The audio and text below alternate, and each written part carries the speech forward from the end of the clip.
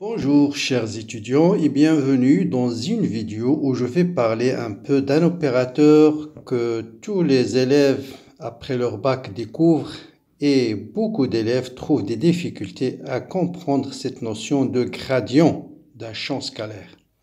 Donc vous allez définir quelques opérateurs comme le gradient, divergence rotationnelle. À travers cette vidéo-là, je vais traiter un exemple comment utiliser ce gradient, un exemple d'application d'utiliser le gradient. Et on va l'appliquer à ce champ. Voilà, on vous donne un champ vectoriel donné par ça. On vous dit que ce champ dérive d'un potentiel, c'est-à-dire il s'écrit comme le gradient d'un champ scalaire. Comment déterminer ce champ scalaire?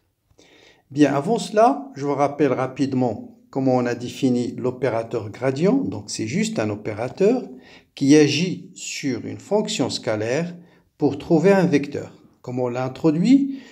Rappelez-vous, on a défini la différentielle d'une fonction. Par définition, la différentielle d'une fonction à plusieurs variables, x, y, z. Par définition, c'est d de f sur d de x fois d de x, plus d de f sur d de y, d de y, plus d de f sur d de z fois d de z. On avait défini un déplacement élémentaire, c'est le vecteur qui a pour composante d de x, d de y et d de z.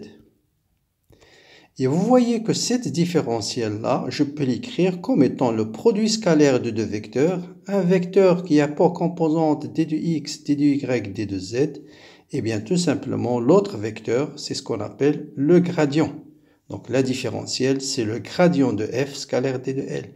Et donc, par définition, le gradient en coordonnées cartésiennes, c'est un opérateur lorsqu'il agit sur un champ scalaire f de x, y, z, il nous donne un vecteur, et ce vecteur est défini par d de f sur d de x suivant i, plus d de f sur d de y suivant j, plus d de f sur d de z suivant k.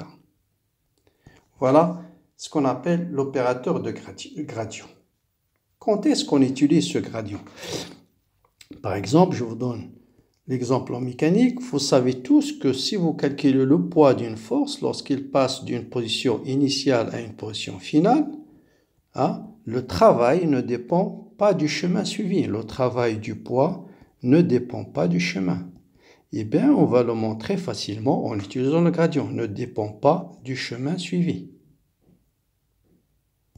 Et ça, c'est valable quelle que soit la force qui dérive d'un potentiel. Quelle que soit la force, telle que si je peux écrire F est égal à gradient d'une certaine énergie potentielle, si F dérive d'une énergie potentielle, c'est-à-dire ce qu'on appelle une force conservative, le travail de F ne dépend pas du chemin suivi. Rappelez-vous le poids. Bon, si j'oriente l'axe Z vers le haut, le poids c'est moins mg suivant z. Ça, je peux l'écrire comme étant moins gradient de mg fois z. Si vous dérivez ça par rapport à x suivant i, c'est 0. Par rapport à y suivant j, c'est 0. Si je dérive par rapport à z, il va me donner moins mg suivant z. Donc, vous voyez bien que le poids, je peux l'écrire comme étant le gradient de moins mgz.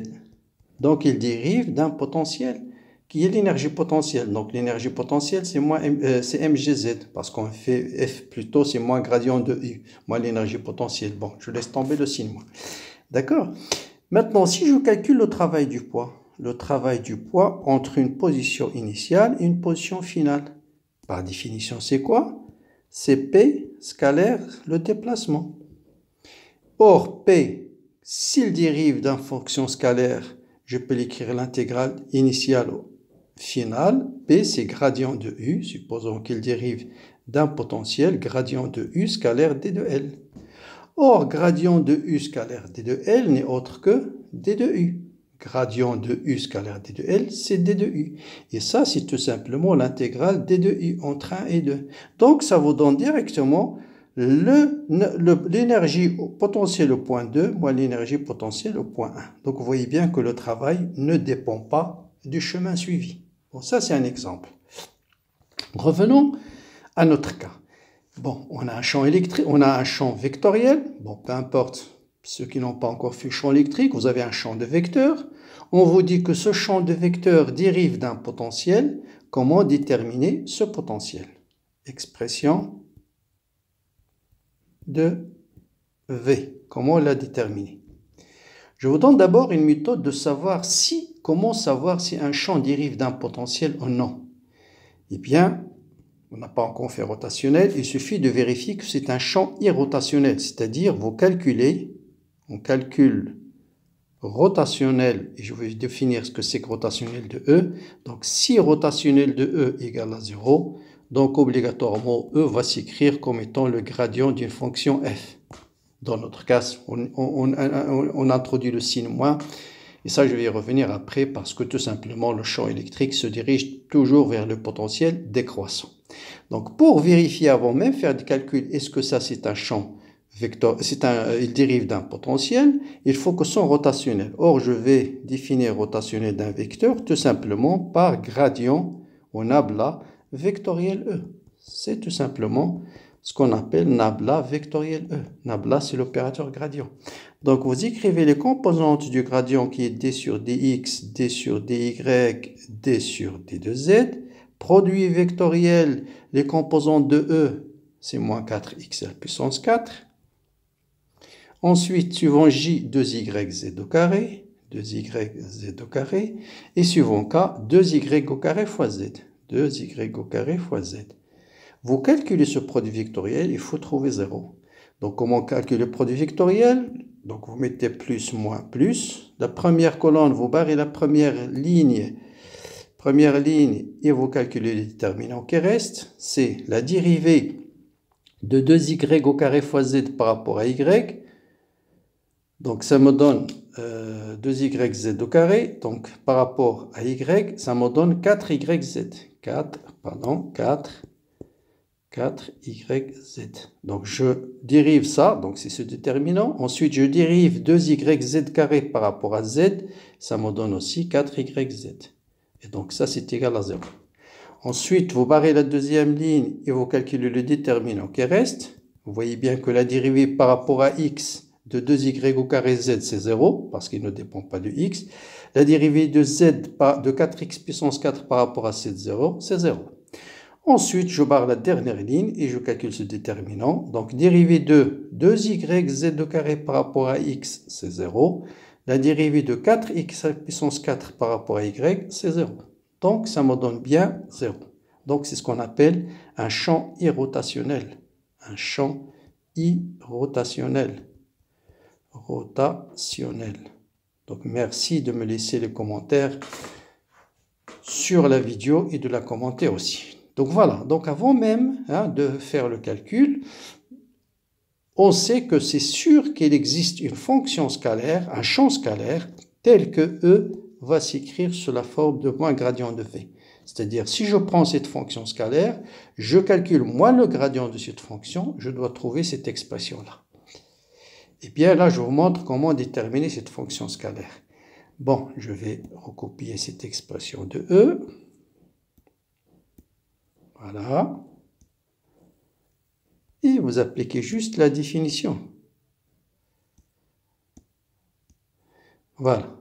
Donc, qu'est-ce que ça veut dire E égale à moins gradient de V?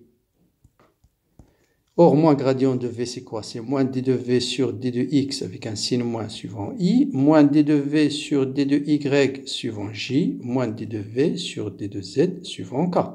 Donc, ça, c'est la définition de gradient, tout simplement. Donc, je dois avoir ce terme est égal à celui-là, ce terme va être égal à celui-là, ce terme va être égal à celui-là. Faites très attention. Qu'est-ce que ça veut dire? Dériver V par rapport à x. Ça veut dire y et z sont des constantes. Là, ça veut dire x et z sont des constantes. Là, ça veut dire x, y. Donc, si je dérive par rapport à x, ça veut dire les autres sont des constantes. Donc, qu'est-ce qu'on déduit? On déduit que d de v sur d de x, lorsque y et z sont des constantes, ça sera 4x à la puissance 4. Sa dérivée par rapport à y doit être égale à 2y z au carré. Et sa dérivée par rapport à z doit être égale à quoi? À moins 2y au carré fois z. Voilà. Vous allez numéroter ces équations. 1, 2, 3. Et suivre ce que je viens de dire. Donc, vous prenez l'équation 1. C'est-à-dire d de v, l'équation A. Qu'est-ce qu'elle me dit l'équation A? Il me dit que d de v sur d de x lorsque y, z est constante égale à combien? Égale à 4x à la puissance 4. J'intègre. Par rapport à quoi? Par rapport à x. L'intégrale de 4x à la puissance 4. Le champ, c'est moins 4x à la puissance 4. Donc l'intégrale de x à la puissance 4. Pardon, il y a une petite erreur dans l'énoncé. C'est pas 4x à la puissance 4. Je l'ai corrigé. Hein, mais ça ne va rien changer à tout ce que j'ai dit avant. C'est 4x puissance 3, pardon. C'est 4x puissance 3 ici. C'est bien sûr au carré. Donc c'est 4x à la puissance 3. D'accord? Donc on va prendre, voilà, 4x puissance 3 et j'intègre. Donc l'intégrale de 4x puissance 3, c'est combien? C'est x puissance 4. Donc ça veut dire v de x, y, z, ce sera x à la puissance 4, parce que l'intégrale de 4x puissance 3 est plus une constante. Mais cette constante, puisque y et z sont des constantes, peut éventuellement dépendre de y et z. Parce que si vous faites la dérivée de cette fonction par rapport à x, y, z constant, il va vous donner exactement 4x puissance 3. Parce que la dérivée de ça par rapport à x, c'est 0. C'est clair. Maintenant, vous écrivez la nouvelle fonction. Donc, v de x, y, z, ça sera égal à combien? Ça sera x à la puissance 4 plus une fonction de y et de z. Quel est l'objectif maintenant? C'est de déterminer cette expression. Maintenant, on va prendre l'équation 2. Et on va d'abord dériver cette expression par rapport à y, sachant que x et z sont des constants. Il va donner quoi? Il va donner f' de y, z. Et ça doit être exactement égal à l'équation 2, dérivée par rapport à y. Donc ça doit être égal à 2y z au carré. 2y z au carré. Et j'intègre. Donc là, je dérive par rapport à y. Donc j'intègre ça par rapport à y. Il va me donner quoi? F de y, z, il va me donner y au carré fois z au carré plus une constante. Cette constante peut dépendre de z, parce que là, et de x si vous voulez. Mais ce qu'on a intégré déjà par rapport à x, donc il va dépendre uniquement de z. D'accord? Donc j'intègre ça par rapport à y. Donc cette fonction, il va dépendre de z. Voilà, maintenant je note la nouvelle fonction. Ma nouvelle fonction f de y, z, c'est égal à x à la puissance 4, plus f de y, z, que je viens de montrer, qui est égal à y au carré, plus z au carré, plus y au carré fois z au carré, pardon, y au carré fois z au carré, plus g de z. Et je refais la même chose. Hein? Je recalcule la dérivée de ça par rapport à z et je compare avec la troisième équation. Et j'ai fini pour trouver cette fonction. Bien, donc je copie ma fonction v.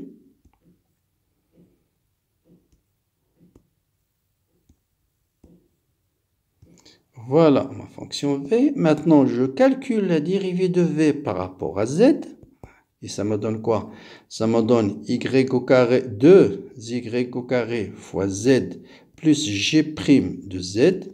Et ça doit être exactement égal à ma troisième équation, pardon, qui est d de v.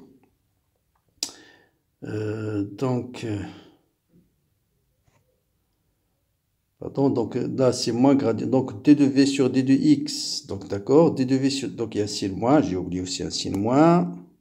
Un signe moins ici. Et un signe. Et là, le signe moins il est là. D'accord? Donc je dois reprendre la dérivée ici par rapport à y. Désolé, j'ai oublié le signe moins. Ça c'est égal à moins. D'accord? F'. Donc on a trouvé plus f.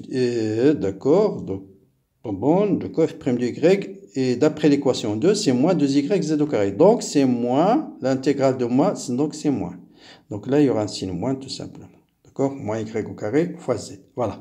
Donc, si je dérive ça par rapport à z, ça va donner effectivement moins 2yz. Hein, moins 2yz. 2y au carré, je dérive ça par rapport à z, moins 2y au carré z. Voilà. Plus g' de z.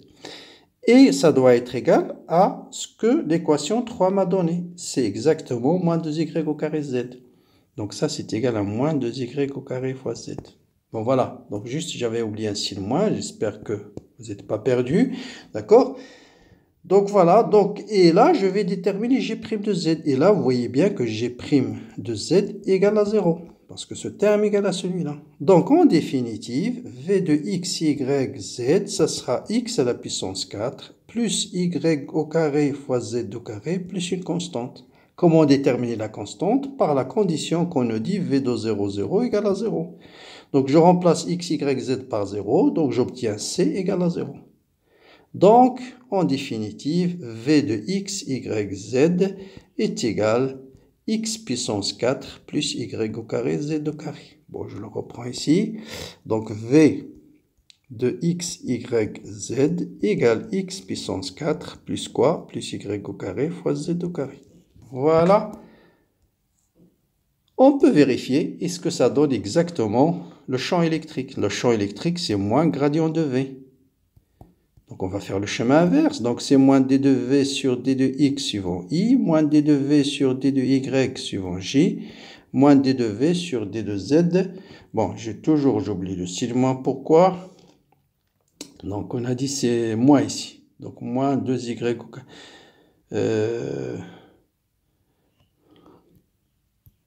Pardon, ici, c'est moins. Hein, j'ai oublié le signe moins, il est là. Donc, c'est moins y au carré, z au carré, plus une constante. Donc, moins. Voilà. Donc, moins d de v sur d de z suivant k. Et on va faire ça. Donc, je dérive ça par rapport à x, c'est combien? C'est 4x à la puissance 3, suivant i. Voilà. Je dérive ça par rapport à y, ça me donne moins 2y z au carré, suivant j. Je dérive ça par rapport à z, il me donne quoi? Moins 2 z y au carré, suivant k. Et c'est exactement... Hein. Donc voilà, je vais le copier pour vous comparer. Copier. Voilà, c'est exactement le champ électrique avec laquelle, voilà, je le copie par exemple ici. Coller. Coller. Voilà, il est là. Donc vous voyez, moins 4x au cube. Voilà, il est là. Moins 4x au cube, il est là. Moins 2, voilà, j'ai oublié ici le moins. Qu'est-ce que c'est que cette histoire de signe moins?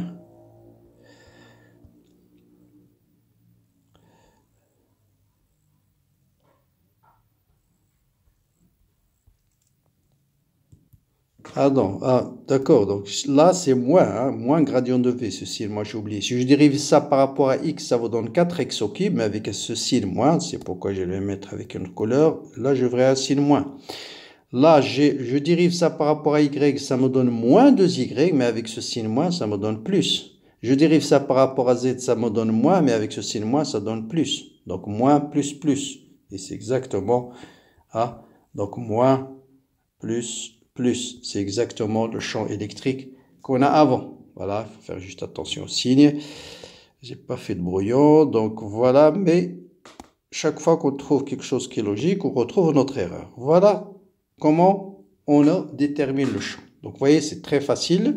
Vous commencez par écrire E égale à moins gradient de V, ou si vous avez juste gradient d'une fonction, vous faites E égale à gradient. Vous faites l'égalité des fonctions. Vous prenez première équation, vous la dérivez par rapport à x. Voilà, c'est ce que j'ai fait. Je l'intègre par rapport à x. Donc, l'intégral, ça me donne x puissance 4 plus une fonction. Je dérive cette fonction par rapport à y et je compare avec cette équation. Et ça me permet de déterminer cette fonction. Voilà. Ensuite, je réécris la nouvelle fonction et je refais la même chose que j'ai fait par rapport à y, par rapport à z. D'accord? Donc voilà une application de ce gradient. Hein. Donc c'est juste un opérateur vectoriel qui agit sur une fonction scalaire, sur un champ scalaire, pour obtenir un champ vectoriel. Donc le gradient, il est très utile en physique. On l'utilise chaque fois que vous avez une grandeur, un champ scalaire dont la densité change d'un point à l'autre. On peut parler de gradient de charge, gradient de température, gradient de pression. Et à chaque fois, le gradient de ce champ scalaire ou de cette grandeur physique est lié en général à un champ vectoriel physique qui peut être le champ électrique, qui peut être le fluide thermique, qui peut être densité de courant et ainsi de suite. Donc voilà. Pour cette vidéo, j'ai essayé d'introduire cette notion de gradient qui vous pose des difficultés. J'espère que les choses sont de plus en plus claires. Merci de laisser un commentaire. Bon courage, bonne continuation. À bientôt.